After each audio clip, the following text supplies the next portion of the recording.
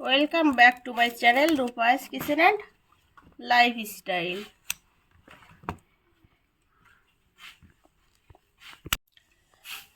আজকে আমি শাপলা ফুলের বড়া করব। সেজন্য আমি কিছুটা শাপলা নিয়েছি। এখন শাপলা থেকে ফুলগুলো আলাদা করে নিব।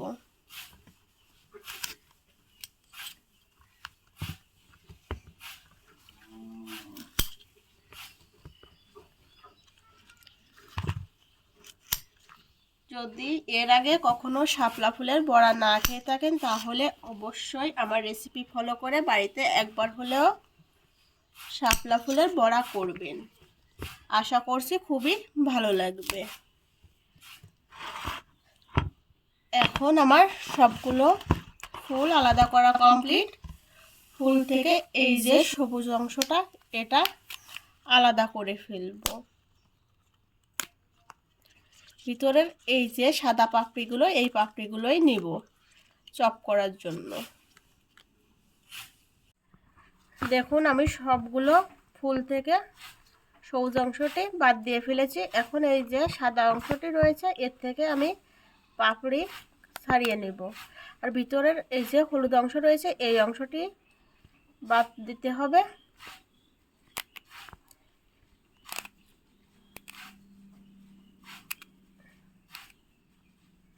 এইগুলো দিয়েই বড়া করতে হবে। এক সাইডে রেখে দিব। এটা কিন্তু ফেলে দিতে হবে, এটা খাওয়া যায় না।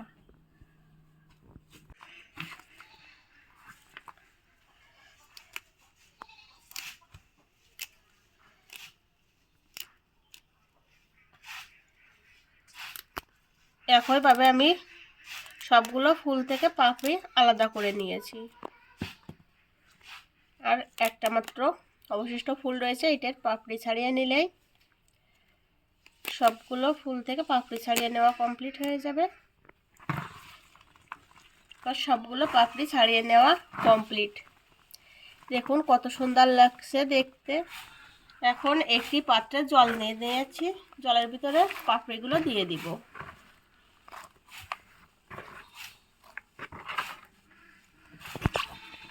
ভালো মতো ধুয়ে নিব। ফুলে তেমন একটা কোনো ময়লা থাকে না, সেজন্য বেশি ভালো করে ধোয়ার প্রয়োজন পড়ছে না। আমার ধোয়া কমপ্লিট। এখন এগুলো উঠিয়ে নিব। ফুলের পাপড়িগুলো ভালো মতো পরিষ্কার করে ধুয়ে নেওয়া কমপ্লিট। এখন পাপড়ির ভিতরে আমি পরিমাণ মতো বেসন দিয়ে দিব আতপ চালের গুঁড়া, দিয়ে দিব শুকনো মরিচের গুঁড়া,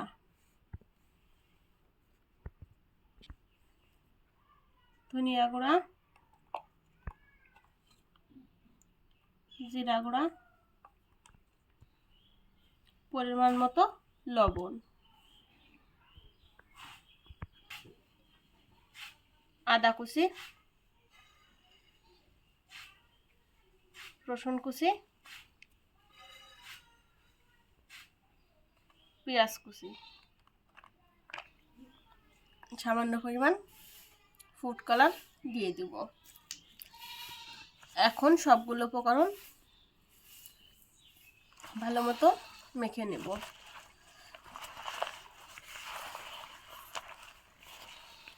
এখানে একটু জলের প্রয়োজন পড়ছে, সেজন্য একটু জল দিয়ে দিব।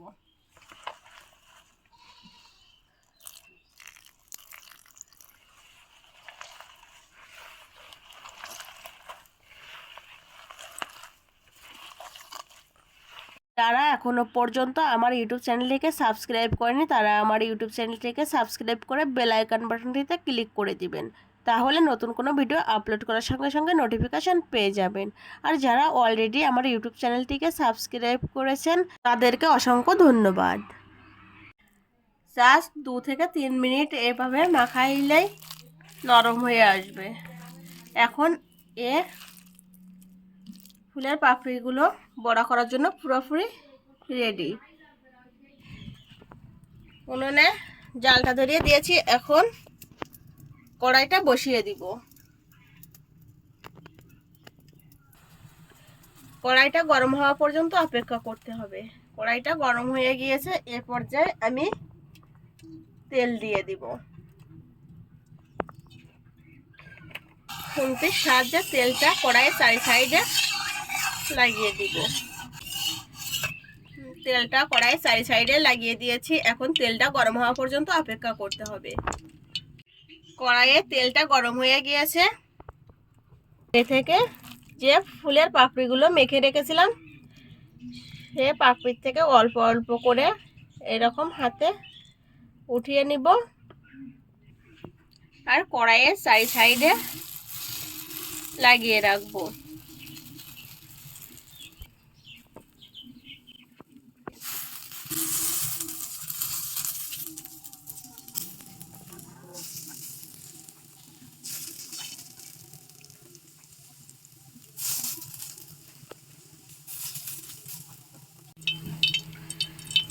এবার অল্প অল্প করে তেল নিব আর এরকম বড়াগুলোর উপরে দিয়ে দিব,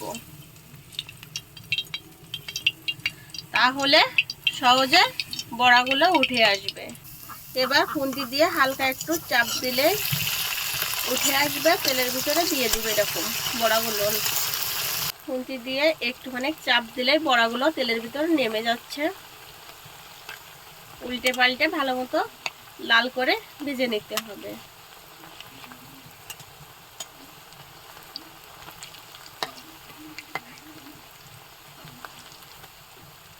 বাদ বাকি যেটুকু বড়ার বেটার ছিল সেটুকুও কড়ার চারি সাইড থেকে লাগিয়ে দিব।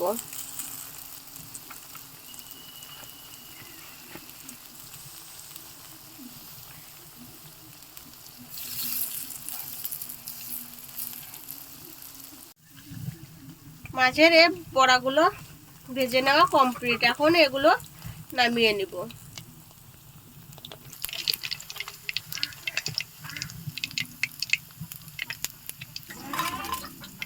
দেখুন কতটা মচমচ করে ভাজি করে নিয়েছি।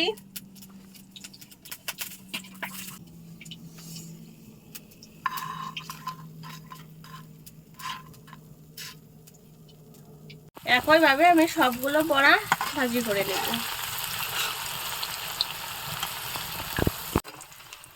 আমার সবগুলো বড়া ভাজি করা কমপ্লিট। এখন সবগুলো নামিয়ে নিব।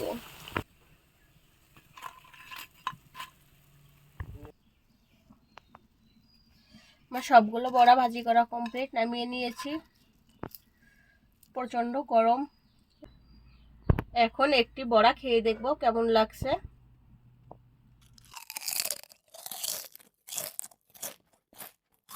বড়াগুলো খেতে খুবই ভালো লাগছে। আপনারা বাড়িতে একবার হলেও এই বড়াটি বানাবেন আর কেমন হলো তা আমাকে জানাবেন। আমার ভিডিওটি যদি ভালো লেগে থাকে তাহলে অবশ্যই লাইক কমেন্ট অ্যান্ড শেয়ার করবেন। আজকের ভিডিওটি এই পর্যন্তই। সকলে সুস্থতা কামনা করছি। ধন্যবাদ।